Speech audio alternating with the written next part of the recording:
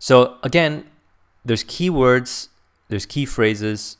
Now, Tony Buzan recommends that you stick with keywords because they open up ideas for further connections and to different subtopics.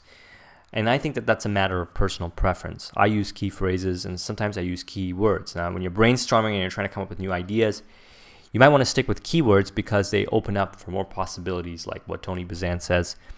And there's images in here, and there's colors, centralized topic. Every mind map has a centralized topic, and then, so forth. The only thing is that it takes a while to do this. Unless you can draw really fast, I find it's a lot quicker to create it with Xmind. So why do you want a mind map? Some of the benefits that I've found as far as mind mapping goes is it helps me stay focused. I can work on one topic at a time. So whatever the application that I'm doing, I can focus on that specific area of the mind map and then move on to different areas. It allows me to drill down into details and subjects and topics. So I like to borrow this term from neuro-linguistic programming called chunking up and chunking down. Chunking up refers to abstract, higher-level details of a subject or topic, and chunking down refers to specific, focused details of a subject or topic. And the more branches, the more deeper I go into this section here, focus, the more chunked down it is.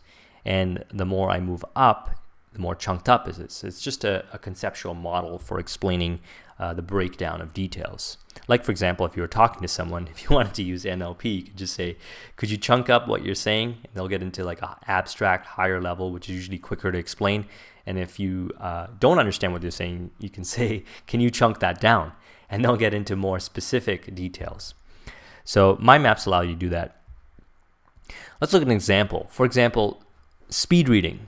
Since Iris is known for speed reading, and that's the kind of the flagship program with Iris, there's fundamentally 3 areas to improving your reading speed. And you can see I'm chunking down now. There's speed, there's comprehension, and there's retention.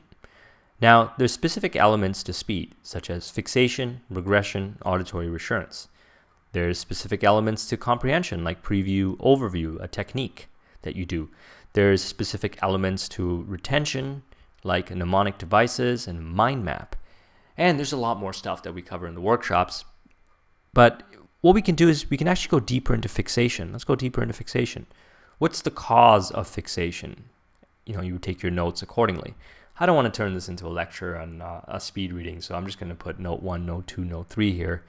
But you can see that if you were taking this speed reading workshop, you would start off with a foundational mind map. And I'm going to use this function just by right-clicking and going drill down.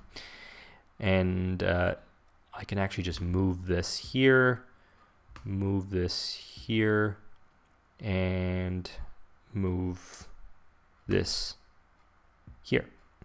And actually just delete that. So there's 3 areas of speed reading. If you had taken one of the workshops, you would start your mind map with this centralized topic called speed reading. And then you would, as I would go through the course, I would explain to you, there's the speed piece, the retention piece, comprehension piece.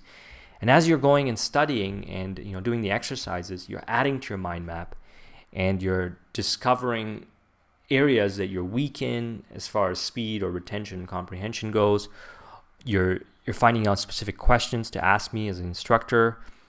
You're taking notes so you can review them later on in a mind map. And I find that at the end of the workshop, I look at the notes that the students have, and after we explain mind mapping, I essentially should teach it first as far as speed reading goes, like right in the start of the course, so they can build it right off a mind map, but the course wouldn't flow properly. Once I present to them mind mapping, a lot of students haven't been exposed to it, they automatically realize that, hey, they should have started the course with this kind of format, with centralized topic and have your main topics that I cover, because every course that I build, I build it on main topics and I go deeper and deeper and deeper into it, and that's just how a lot of subjects are taught. So that is kind of a practical example of the drilling down and organizing information of a mind map. And you see how easy it was for me to just kind of organize things. I'm just going to undo this a couple times so we could go back to our larger mind map. can also do, I'm running a Mac, so I'll do Control Z,